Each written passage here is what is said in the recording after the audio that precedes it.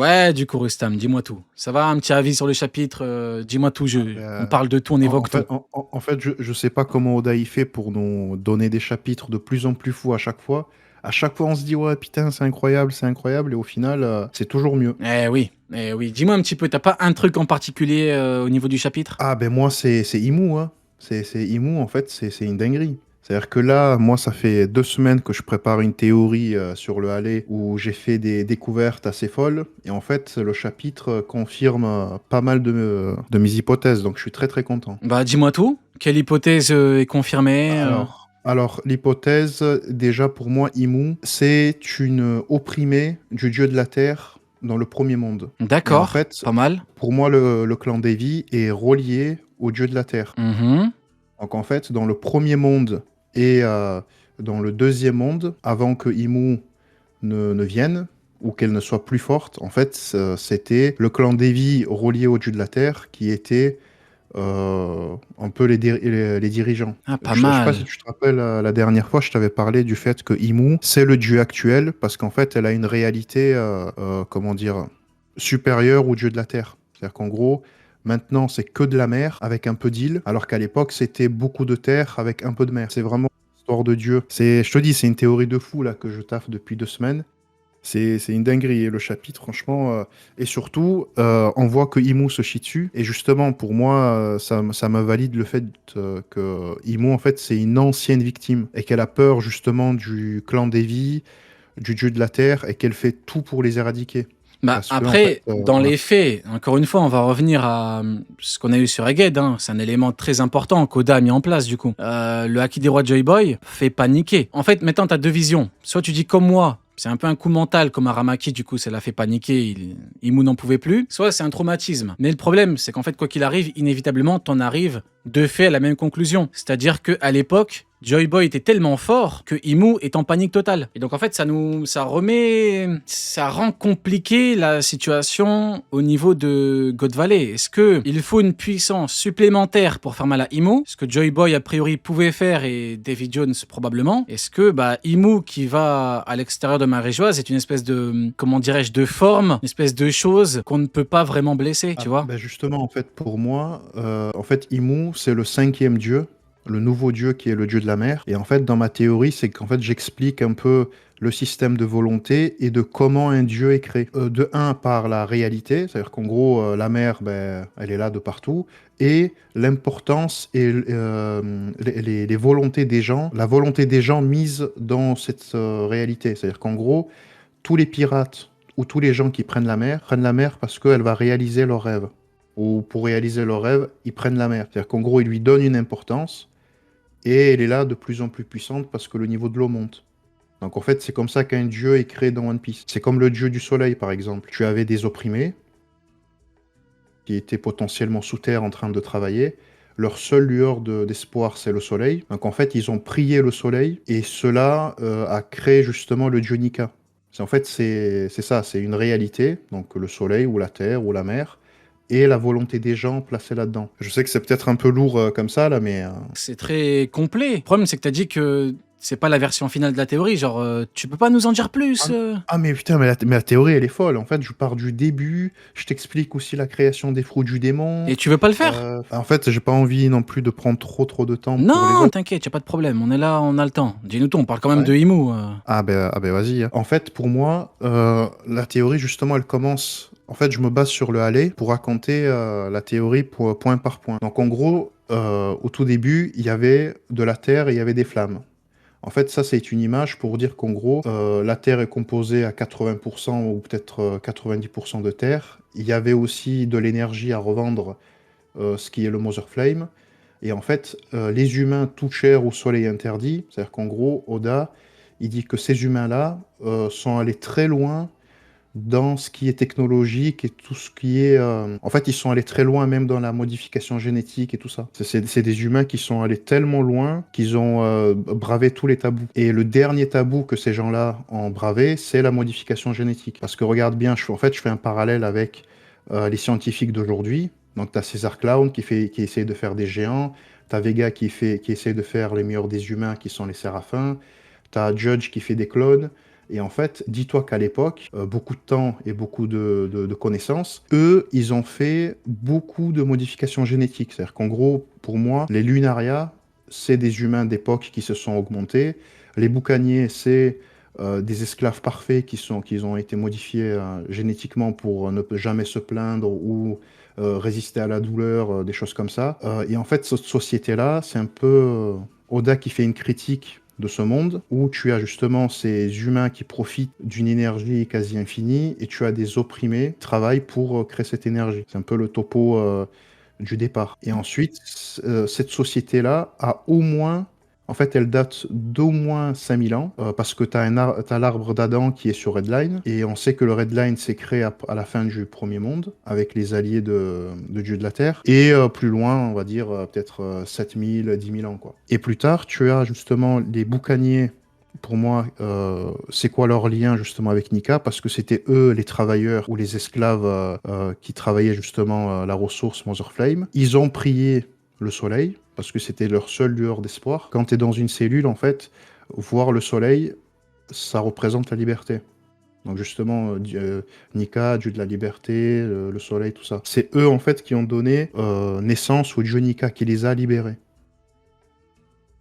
Donc déjà, dis-moi si tu arrives à suivre, si au Je début... suis totalement. T'es en plein cooking là. Formidable. Ah ouais? C'est exceptionnel. Ah ben nickel. Et ensuite, donc pour moi, vu que c'est Oda qui fait une espèce de critique de notre société actuelle, on pourrait dire que le Mother Flame, c'est un peu un peu la fission nucléaire.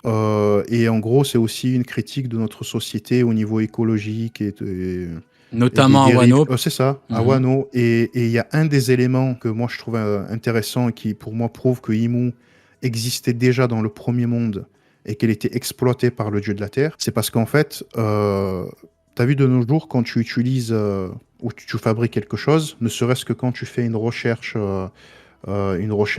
sur ChatGPT, comme le doc, voilà. En fait, tu consommes beaucoup d'eau, voilà. Et en fait, justement, Imu, pour moi, c'était une espèce d'esclave ou un espèce de dieu mineur. Imu, Umi, la exactement, mer. la mer, Ouais, ok. c'est ça. À l'envers, ça fait Mu, c'est Tout la à mer. fait. Donc en fait, c'était aussi une opprimée de cette époque-là. Donc t'as Nika qui a été créée grâce aux prières des gens. Donc tu vois, je te dis, t'as la réalité, c'est le soleil, et les prières des gens. Nika, lui, donc il s'est battu contre le dieu de la Terre avec ses alliés.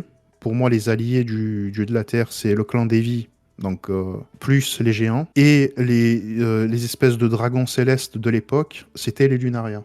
Donc pourquoi... Alors certains disent que les Lunaria descendent de la Lune. Moi, au contraire, je pars dans l'autre sens. Je me dis, si Vega a réussi à créer des séraphins qui sont les meilleurs des humains, imagine-toi les scientifiques de l'époque, qu'est-ce qu'ils pourraient créer? Et en fait, pour moi, les Lunaria, ou même d'autres races, viennent justement de ces... Et tu vois, le truc Ouais. qui a été créé pour détruire le Lusia, est-ce que tu penses qu'il y a moyen que ce soit quelque chose qui a été créé à l'époque? Alors ça, pour moi, c'est créé dans le deuxième monde. Ok. C'est-à-dire que ça, c'est après. Là, en fait, c'est le premier monde, la genèse de tout. Donc c'est la genèse du dieu de la terre, le clan Devi qui est pour moi relié à lui, qui est justement, en fait, pour moi, un dieu aussi a besoin d'un corps pour s'incarner. Donc en fait, le clan Devi... Comme Poséidon. C'est ça. C'est qu'en gros, il faut un corps. Je suis obligé de prouver que je suis, parce que les gamins dans le chat, ils vont dire « Ah, Rio, il s'est endormi », alors que non, je suis à la virgule près. Mais bon. Ah, bah après, je t'avais dit, je suis un peu obligé. c'est assez costaud. Donc dans le premier monde, tu as cette guerre terrible qui se passe entre le dieu de la terre, ouais, c'est ça, dieu de la terre, ses alliés et Nika. Le monde, justement, est détruit. Les gens, justement, retournent quasi à l'âge de pierre. C'est justement la phrase qui dit, en gros, l'humanité est tombée dans l'obscurité et le néant. Et même Jarl le confirme en disant que le monde a été détruit 2 fois. C'est-à-dire qu'en gros, premier monde, une destruction. Deuxième monde, une destruction. Donc ça, ah oui, aussi ce qui est important, c'est que Nika, quand il a libéré justement les boucaniers qui l'ont prié, en fait, il a en même temps libéré Imu. Parce qu'en fait, Nika, lui, il ne regarde pas en gros d'où tu viens. Ah, pas mal. Voilà, Ah ouais. il libère justement tous les opprimés, c'est son rôle. Les oppresseurs d'autrefois peuvent être des victimes de nos jours. Eh oui. Tu as Et 3 vice-versa. exemples. Exactement, tu as Wuzwu, il était du camp Tout à des fait. méchants. Il était emprisonné, il a prié Nika. Tu as aussi les Lunaria, qui à l'époque pour moi étaient des espèces de dragons célestes, parce qu'en fait c'est eux qui bénéficiaient de toute la technologie de la société. Et les Donc ah ouais. voilà, ils les ont Pique. fumés, et vu que depuis 800 ans ils ont été exterminés, en fait ils sont passés dans le camp des opprimés, donc ils ont prié Nika.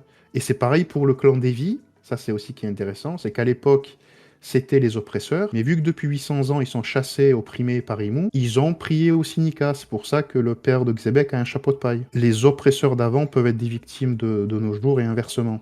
Et Nika, lui, libère les opprimés qui qu'il soit. On a fini le premier monde, on passe au deuxième monde, tu vas voir ça va aller un peu plus vite. En fait ça s'accélère de plus en plus parce qu'au début je suis obligé de placer plein de choses. Et dans le deuxième monde, en fait on sait que dans le premier monde il y a eu un blackout. C'est-à-dire qu'en gros la société a été complètement rasée, les gens ils sont pour moi retournés à l'âge de pierre. Sauf que je t'ai dit comment un dieu est créé dans One Piece, c'est les rêves ou la volonté des gens placés dans quelque chose. Et quand tu retournes à l'âge de pierre, tu places ta volonté dans quoi? Dans la nature, la forêt.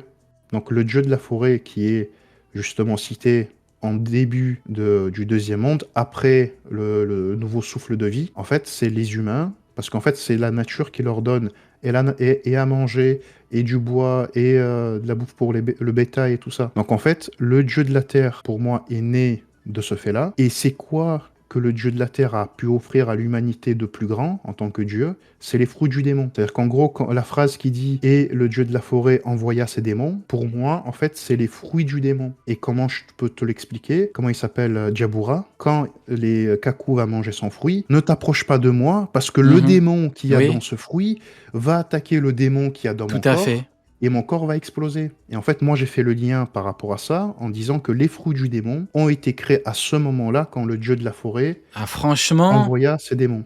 franchement, pas mal. Moi, après, c'est normal, on a tous des interprétations différentes du aller et tout, mais moi, je partais plus sur le Imu qui incarne le dieu de la forêt, descendant ou que sais-je, et qui envoyait ses démons via le Domi Reversi, qui permet de créer des démons et qui aurait permis du coup, à Mu, ou la personne qui était avant, ou la chose, l'entité qui était avant, de contrôler le monde. Mais ton point de vue est vraiment, vraiment pas mal. Ouais, tu cook, tu peux continuer. Ouais. Ah, merci, nickel.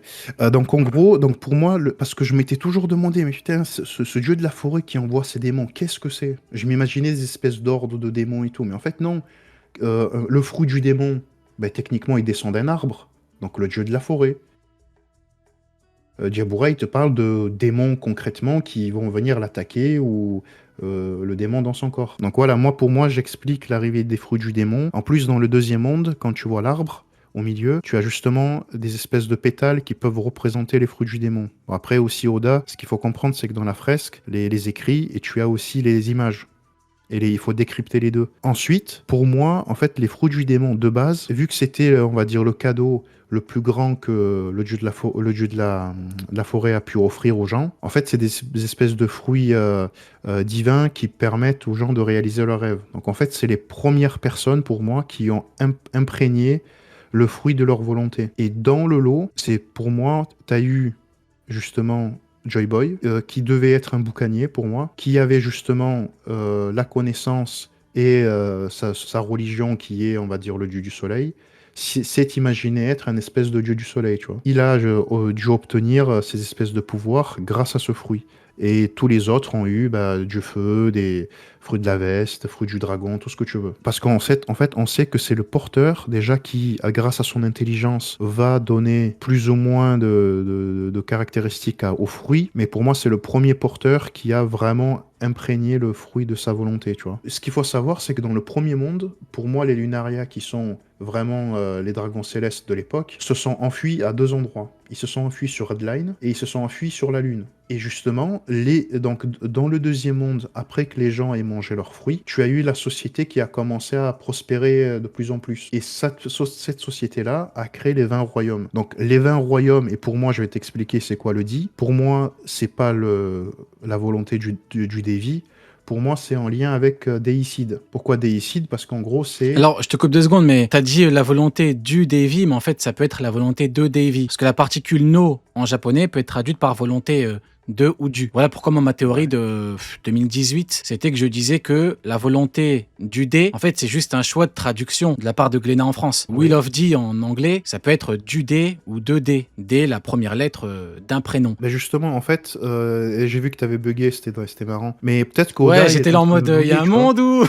Pour moi, en fait, le dé, c'est déicide. C'est-à-dire qu'en gros, c'est les 20 royaumes qui se sont alliés pour faire tomber les dieux. Et en fait, tous ceux qui sont pour le fait de faire tomber les dieux peuvent venir dans le clan, on va dire, des dés, quoi. Et c'est pour ça que Imu, elle dit, vous les dés, en gros, vous êtes des coquilles vides, en gros, vous savez même pas à la base ce que ça veut dire. C'est-à-dire qu'en gros, pour moi, c'est justement les humains, pas les opprimés, mais ça en fait partie, les 20 royaumes qui se sont alliés, et à l'intérieur, tu avais aussi Joy Boy, qui ont justement attaqué les Lunaria, donc les anciens dragons célestes, mais ils ont essayé de prendre leur place. Le problème, c'est que Joy Boy, lui, n'est pas pour l'oppression. Lui ne va que vers la libération. Donc, il s'est fait trahir et tué justement par cette alliance des 20 royaumes. Et surtout, Imu, comme je te dis, en fait, c'est la réalité en fait qui va déterminer même la puissance d'un dieu. Donc, Imu, à l'époque où il y avait presque pas d'eau, ben, c'était une espèce de dieu chétif.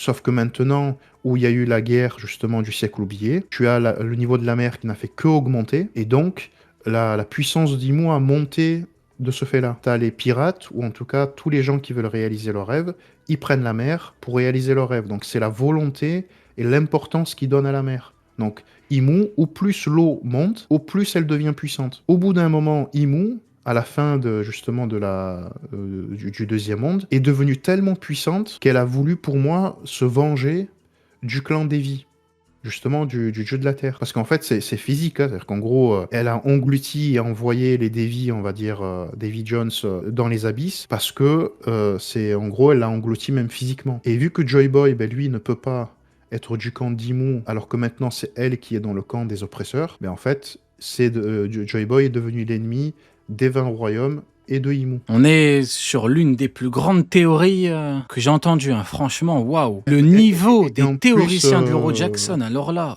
c'est pas la première fois, mais alors le niveau des théoriciens sur cette chaîne, alors là, waouh. On est sur un truc. Tu vois, le niveau de la mer a monté, et Imu, qu'est-ce qu'elle te dit ? Dans l'avant-dernier chapitre, elle dit « Je ne suis pas encore complète ». En fait, elle n'est pas complète, parce qu'en fait, au plus le niveau de l'eau va monter, en gros, elle, ce qu'elle veut, c'est qu'il n'y a plus du tout de terre.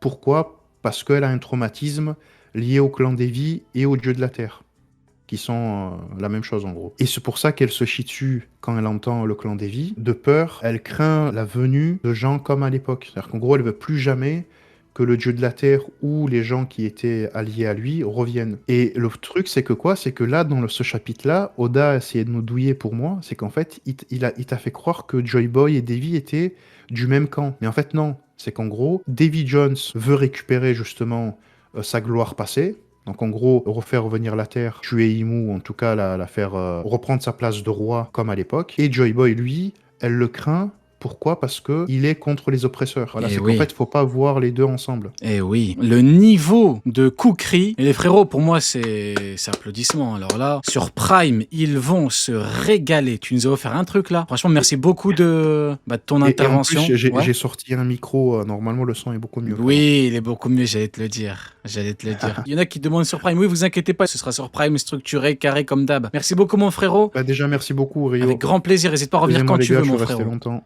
Non, merci beaucoup, mon frérot.